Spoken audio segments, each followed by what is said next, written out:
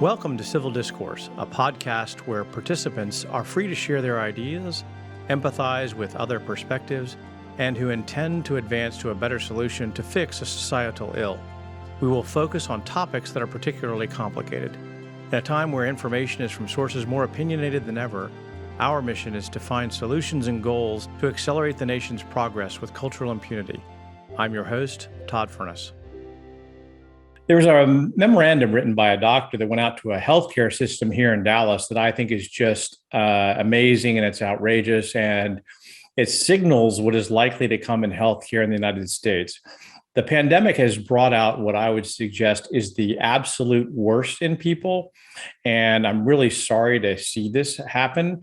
As a general rule, I would say that doctors and nurses and healthcare administrators are the most compassionate, mission-oriented people that I've seen in any industry, and they are to be heralded for their work in hospitals and with regard to the pandemic. This podcast doesn't change my view on that at all, but I'm gravely concerned by what was produced in this memorandum yesterday and released, or leaked, I should say, to the Dallas Morning News. Now, I'm going to read from the memo the excerpts that I think are the most extreme that you can imagine, and it, I hope, is not a harbinger of things to come.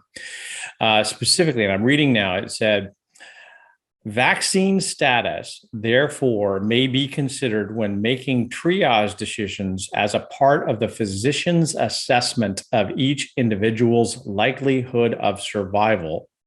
Triage must remain grounded upon the likelihood of survival. Now, what that means is that doctors who are determining whether or not they can or should or how they're going to treat you should evaluate whether or not the patient themselves have been vaccinated.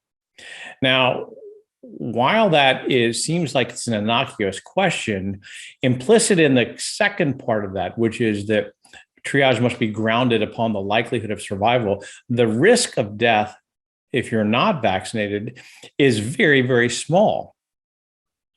And unless you've had COVID before, in all instances, that even the tiniest risk would mean that the risk is greater if you have not been vaccinated, unless you've had COVID, than it would, or natural immunities, than it would be if you have been vaccinated. The risk of dying from COVID, if you've been vaccinated, is roughly, according to the numbers I've seen, 0.000,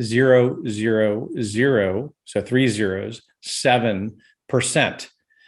Now, if you have not been vaccinated, but you have had COVID, it's unclear what the risk of death is, because as a general rule, the immunities you get from having had a disease are generally stronger than the vaccination, or at least as strong as the vaccination, and last longer.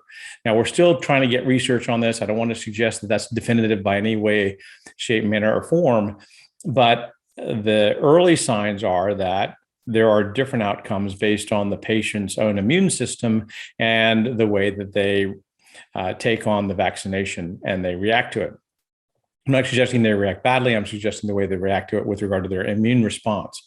So the idea that somebody is going to make a decision based on your vaccination status as to whether or not you would be treated is an alarming consequence of electing not to get vaccinated.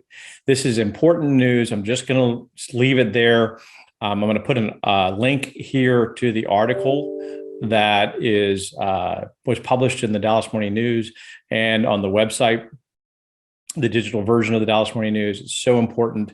I encourage you to read it. Read for yourself. As I always say, the obligation of diligence is on the shoulders of the reader.